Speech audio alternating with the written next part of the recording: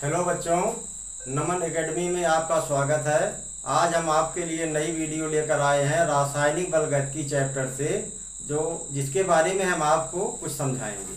ध्यान देंगे बच्चों, वीडियो को अंत तक जरूर देखेंगे।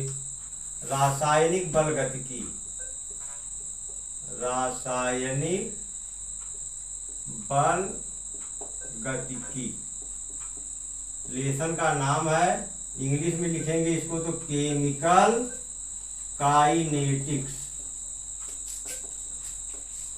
केमिकल काइनेटिक्स में हम वीडियो नंबर 4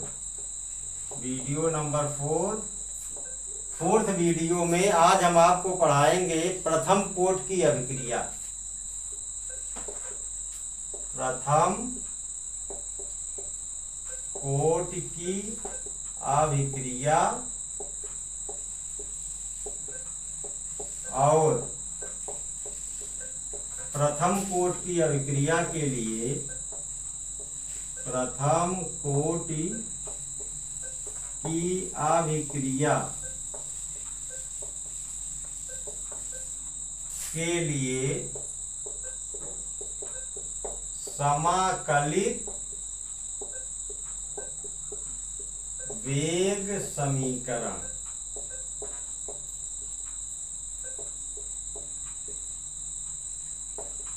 देखिए बच्चों, प्रथम कोट की अभिक्रिया किसे कहेंगे। तो सबसे पहले हम प्रथम कोट की अभिक्रिया के लिए हेडिंग डालेंगे प्रथम कोट की अभिक्रिया। प्रथम कोट की अभिक्रिया इंग्लिश में इसको हम लिखेंगे फर्स्ट ऑर्डर रिएक्शन। ठीक है बच्चों, प्रथम कोट की अभिक्रिया किसे कहेंगे। तो सबसे पहले परिभाषा हम लिखेंगे कि वह अभिक्रिया जिसमें अभिक्रिया की दर उसकी प्रारंभिक सांद्रता की आधी रह जाती है।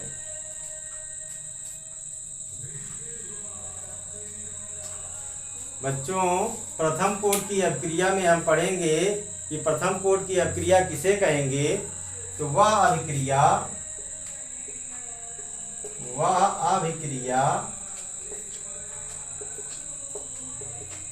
जिसकी दर एक अभिकारक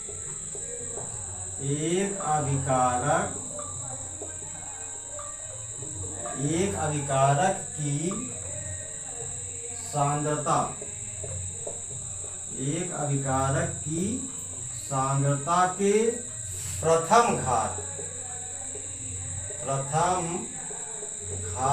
के समानुपाती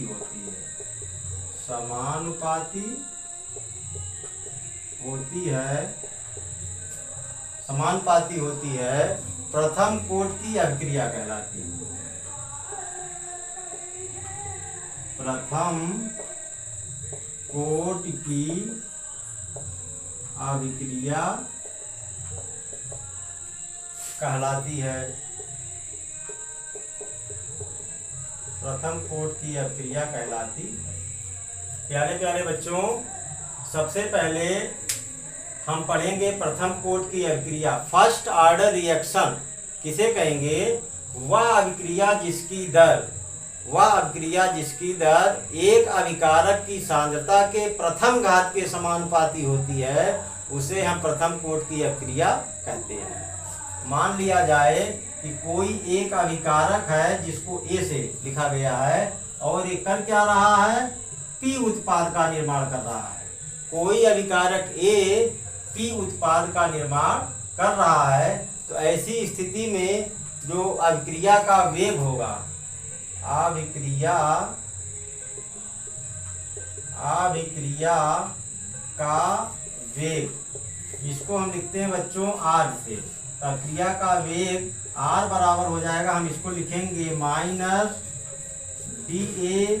-dA/dt प्रोपोर्शनल अभिकारक ए की सांद्रता के पावर 1। समानुपाती का चिन्ह हटाते हैं बच्चों, क्या करते हैं, नियतांक लगा देते हैं। तो हम यहाँ नियतांक लगा देंगे तो अभिक्रिया का वेग जो आर है ए बराबर हो जाएगा minus D A upon D T is equal to K, और ए के पावर 1 है तो के ए लिखा जा सकता है।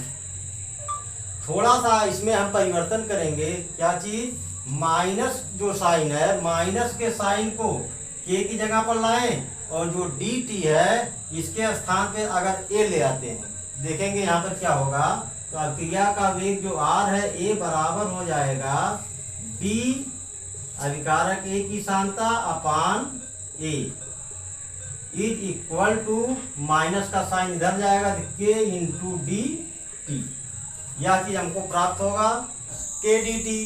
तो हम करेंगे क्या, दोनों पक्षों का समाकलन करने पर, दोनों पक्षों का समाकलन करने पर, दोनों पक्षों का जब हम समाकलन करेंगे तो क्या मिलेगा, जब डी ए अपान ए का समाकलन करते हैं, डी ए अपान ए का समाकलन करते हैं, जब डी ए अपान ए का समाकलन करते हैं तो हमको मिलता है L N A is equal to minus K T और प्लस सी। सी क्या है बच्चों, सी जो है ये है समाकलन स्थिरांक, समाकलन स्थिरांक, इसको समीकरण नंबर 1 मान लेंगे। एक चीज का हम यहाँ ध्यान देंगे, या यल एन क्या कैसे आया है, तो यल एन जो है क्या चीज, यल एन जो है, यल एन का मतलब होता है नेचुरल लॉग, यल एन जो है ये है नेचुरल लॉग। तो डी ए अपान ए का जब समाकलन करेंगे तो यल एन ए आ जाएगा is equal to minus K T हो गया और प्लस सी, समाकलन स्थिरांक हो गया। अब यहाँ एक चीज का हम ध्यान देंगे, यदि प्रारंभिक समय जब t इज इक्वल टू 0 हो, तो t का मान 0 बच्चों कब होगा, जब अभिक्रिया नहीं हो रही हो, सिर्फ अभिकारी पदार्थों को मिक्स किया गया है। ऐसी स्थिति में जो समय है इस t, इसकी वैल्यू क्या होगी, 0 होगी। तो जो हमारा अभिकारक A है, अभिकारक A, इसकी जो सांता हो जाएगी इज इक्वल टू हो जाएगा किसके, A0 के बराबर हो जाएगा। तो हम जो समीकरण फर्स्ट बनाए हैं इसमें अगर इसका मान रख दें तो मिलेगा हमको क्या, L N A is equal to minus K, T की वैल्यू क्या है बच्चों, 0 गुणे 0 और प्लस सी। देखेंगे L N A is equal to K minus K गुणे 0 से मल्टीप्लाई करेंगे तो 0 होगा, इज इक्वल टू आ जाएगा सी। हमें सी जो समाकलन स्थिरांक है इसका एक मान मिल गया, यल एन ए। अब समाकलन स्थिरांक जो यल एन ए 0 लिखेंगे, क्योंकि यहाँ ए की वैल्यू क्या है, ए 0 है, इसलिए सी की वैल्यू क्या होगी, यल एन ए 0। अब सी का मान समीकरण 1 में रखने पर, सी का मान समीकरण 1 में रखने पर क्या होगा बच्चों, तो यहाँ लिख देंगे L N A is equal to minus K T plus C के जगह पर मान रखेंगे हम यल एन ए 0।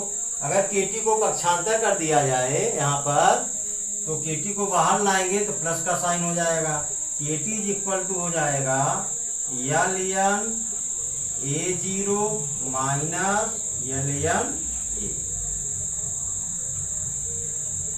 अब हम यहाँ करेंगे क्या, यल एन ए 0 और माइनस यल एन ए। एक लॉग के लिए सूत्र होता है बच्चों, ध्यान देंगे कि अगर जैसे log m minus log n लिखा हो, इसको हम log m अपान n लिखते हैं। तो ऐसी स्थिति में यहाँ भी यह सिचुएशन बन रही है, तो यहाँ भी हम इसको ऐसे लिख सकते हैं, तो K T is equal to L N A zero upon A मिल गया। अगर इसको हम पक्षांतर कर दें तो के इज इक्वल टू हो जाएगा 1 upon T L N A zero upon A. देखें यल एन जो है किसी भी कैलकुलेशन के लिए उपयोगी नहीं हो सकता है, इसलिए हम करते क्या हैं, एलियन का जो एलियन है इसको लॉग में कन्वर्ट कर देते हैं। तो लॉग में कन्वर्ट करने के लिए एक स्थिरांक लगाते हैं बच्चों, उसका मान यहाँ होता है, देखें के इज इक्वल टू हो जाएगा 2.303 अपान टी, और एलियन को जब कन्वर्ट करते हैं तो लॉग के बेस 10 में करते हैं, तो यहाँ हो जाएगा लॉग का बेस 10 और ए जीरो अपान। तो हमारे लिए यह जो प्रथम कोट की अभिक्रिया है इसके लिए एक सूत्र मिला है कि k is equal to 2.303 upon T log का base 10 A zero upon A. एक चीज बच्चों यहाँ और ध्यान देंगे कि यदि जो अभिकारक ए जीरो है इसकी सांद्रता को हम ए से स्मॉल ए से डिनोट करें, और जो ए है इसकी सांद्रता को ए माइनस यक्स से लिख दिया जाए, तो एक नया फार्मूला मिल जाएगा, K is equal to 2.303 upon T log का बेस 10 और ए अपान ए माइनस। एक दूसरा इक्वेशन इसी का एक रूप है जिसको हम इस रूप में भी लिख सकते हैं बच्चों। तो प्रथम कोट की अभिक्रिया के लिए समाकलित वेग समीकरण और प्रथम कोट की अभिक्रिया किसे कहेंगे इस वीडियो में हमने आपको बताया। तो सबसे पहले प्रथम कोट की अभिक्रिया किसे कहेंगे इसको हमने आपको बताया, और पुनः एक बार बताने का प्रयास करेंगे कि प्रथम कोट की अभिक्रिया वह अभिक्रिया जिसकी दर एक अभिकारक की सांद्रता के प्रथम घात के समानुपाती होती है, प्रथम कोट की अभिक्रिया कहलाती है। प्रथम कोट की अभिक्रिया के लिए माना गया है कि कोई एक अभिकारक है जो P उत्पाद का निर्माण कर रहा है, तो ऐसी स्थिति में जो अभिक्रिया का वेग R होगा इसको हम लिख सकते हैं माइनस डी अपान डी टी प्रोपोर्शनल ए के पावर 1, या प्रोपोर्शनल का चिन्ह हटाएंगे तो एक नियतांक लगा देंगे, या उसके गुणनफल के बराबर हो गया, मतलब के गुणे ए हो गया। तो इसको R इज इक्वल टू, यहाँ चेंजिंग की गई है, माइनस के चिन्ह को के स्थान पर लाया गया है, तो R is equal to D upon A is equal to minus K D T. दोनों पक्षों का अगर समाकलन कर दिया जाता है तो होता क्या है, यल एन आता है, L N A is equal to minus K T plus C. L N A आता क्या है, इसके लिए भी हम ध्यान देंगे कि इसका एक रूप है जैसे dx अपान x हो, इसको हम ln x के रूप में लिख सकते हैं। तो उसी रूप में यहाँ जो dA अपान a है इसको ln a के रूप में लिखा गया है। ln क्या है, नेचुरल लॉग है, या equal to minus K T plus सी मिला। सी क्या है बच्चों, समाकलन स्थिरांक है। और यहाँ देखिए यदि जब अभिक्रिया नहीं हो रही हो, सिर्फ अभिकारी पदार्थों को मिक्स किया गया हो, तो ऐसी स्थिति में हमको क्या मिला, जो अभिकारी पदार्थ है उसकी प्रारंभिक समय मतलब समय जो है वह t बराबर 0 हो, तो अभिकारक ए की सांद्रता जो होगी ए 0 के बराबर हो जाएगी। इसका मान अगर समीकरण 1 में रखेंगे तो L N A is equal to minus K गुणे 0 प्लस सी हो गया। तो यहाँ जो समाकलन स्थिरांक है इसका हमें एक मान मिल गया, यल एन ए 0। अब बच्चों सी का मान जो है समीकरण 1 में पुनः रखेंगे तो L N A is equal to minus K T plus L N A 0 मिल गया। सी के जगह पर यल एन ए 0 रख दिए, के टी को बाहर ले आए तो यहाँ माइनस का साइन था तो प्लस में कन्वर्ट हो गया, और इज इक्वल टू माइनस बराबर is equal to L N A 0 minus L N A मिल गया। तो यहाँ K T is equal to L N लिखा गया, ए 0 अपान ए कैसे आया, यहाँ हमने आपको बताया अच्छी तरह से कि log m minus log n हो, इसको log m अपान n के रूप में लिखा जाता है। तो यहाँ पर K T is equal to L N A 0 upon A मिल गया। पक्षांतर करने पर k equal to 1/t ln a 0/a मिल गया। ln से कैलकुलेशन करना संभव नहीं होता है, इसलिए क्या करते हैं कि ln के स्थान पर पुनः हम इसको log के रूप में कन्वर्ट करते हैं, तो log का बेस 10 हो जाता है। तो k इक्वल टू इसके लिए एक स्थिरांक लगाते हैं जिसका मान है 2.303। तो k equal to 2.303/t log का बेस 10 a 0/a, जो प्रथम कोट की अक्रिया के लिए समाकलित वेग समीकरण है। और यदि जो a0 हो इसकी सांद्रता को स्मॉल a से मान लिया जाए और a की सांद्रता को a-x से लिख दिया जाए, तो हमको ये इसी का एक नया रूप k equal to 2.303/t log का बेस 10 a/a-x के रूप में प्राप्त होता है। बच्चों, अब हम आपको इसी वीडियो में एक नई टॉपिक और बताएंगे अर्ध आयु के बारे में। इस चीज को आप लोग अच्छी तरह से नोट्स कर लेंगे, या चाहेंगे तो स्क्रीनशॉट भी ले सकते हैं, जिससे आपके दिमाग में बच्चों बना रहे। ठीक है बच्चों।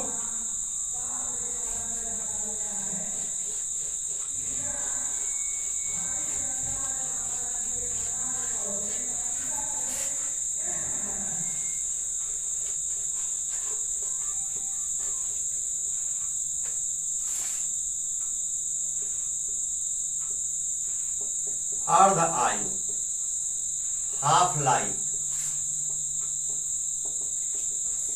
अर्ध आयु किसे कहेंगे? वह समय जिसमें अभिकारक की सांद्रता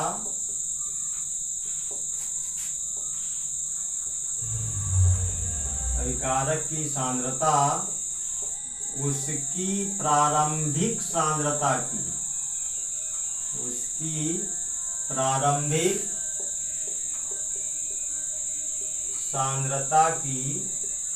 आधी रह जाती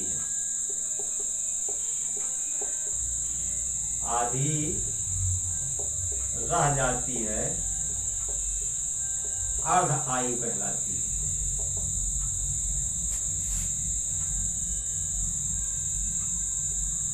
अर्ध आयु कहलाती है वह समय जिसमें अभिकारक की सांद्रता उसकी प्रारंभिक सांद्रता की आधी रह जाती है, अर्ध आयु कहलाती है। या इसको पूरा लिख सकते हैं, अभिक्रिया की अर्ध आयु कहलाती है। यहाँ ध्यान देंगे बच्चों, पूरा लिखेंगे इसको, अभिक्रिया की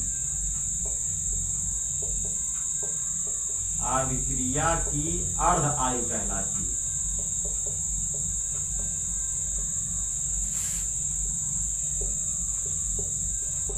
अभिक्रिया की अर्ध आयु कहलाती है। इसको हम प्रदर्शित किससे करते हैं? इसे टी हाफ से प्रदर्शित करते हैं। इसे टी हाफ से प्रदर्शित करते। ठीक है बच्चों। तो अर्ध आयु किसे कहेंगे? पहले इसकी परिभाषा को हम अच्छी तरह से देखेंगे कि वह समय जिसमें अभिकारक की सांद्रता उसकी प्रारंभिक सांद्रता की आधी रह जाती है, उस अभिक्रिया की अर्ध आयु कहलाती है। इसे टी हाफ से प्रदर्शित करते हैं। तो प्रथम कोट की अभिक्रिया का वेग स्थिरांक वेग समाकलित समीकरण का निर्धारण हम लोगों ने अभी किया। k equal to 2.303/t log का बेस 10 a/a-x, यही प्रथम कोट की अभिक्रिया का निर्धारण किया गया है समाकलित वेग समीकरण के रूप में। तो यदि जो ये t है समय, इसके स्थान पर हम t हाफ लिख दें और जो अभिकारक a-x के रूप में मिला है, इसको हम इसके स्थान पर a-x के स्थान पर a/2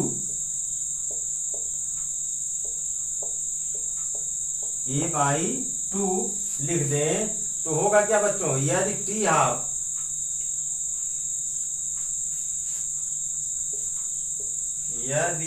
t के स्थान पर टी हाफ और a माइनस एक्स के स्थान पर a/2 लिख दें तो होगा क्या, k इज इक्वल टू देखें 2.303 अपान टी हाफ हो गया और log का base 10 a upon a minus x के स्थान पर a/2 रख देंगे तो a/2 a से क्या हो जाएगा, कैंसिल हो जाएगा।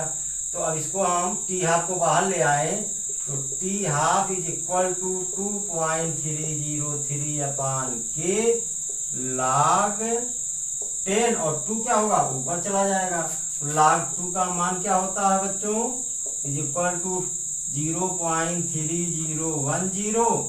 तो यहाँ हो जाएगा T half is equal to 2.303 upon K और मल्टीप्लाई कर देंगे यहाँ पर 0.3010 से तो हमको एक समीकरण मिल जाएगा T half is equal to 2.303 upon K. इन दोनों का मल्टीप्लाई करने पर आएगा, यहाँ अगर इन दोनों का मल्टीप्लाई कर दिया जाए टी हाफ का तो आ जाएगा 0.693 अपान के। यही प्रथम कोट की क्रिया के लिए अर्ध आयु होगी।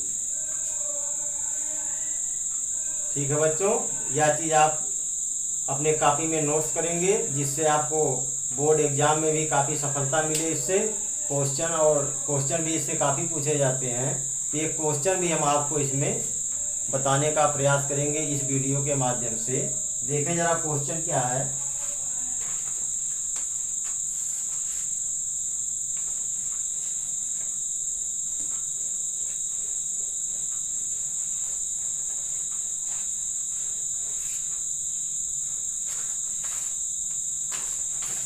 प्रश्न जरा देख लिया जाए। प्रश्न है प्रथम कोट की एक अभिक्रिया, प्रथम कोट की एक अभिक्रिया, प्रथम कोट की एक अभिक्रिया में 50 सेकंड में पदार्थ की सांद्रता,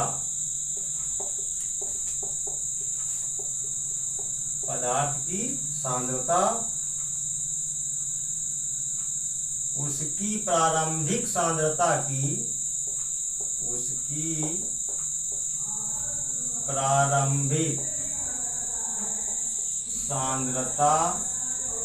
की आधी रह जाती है।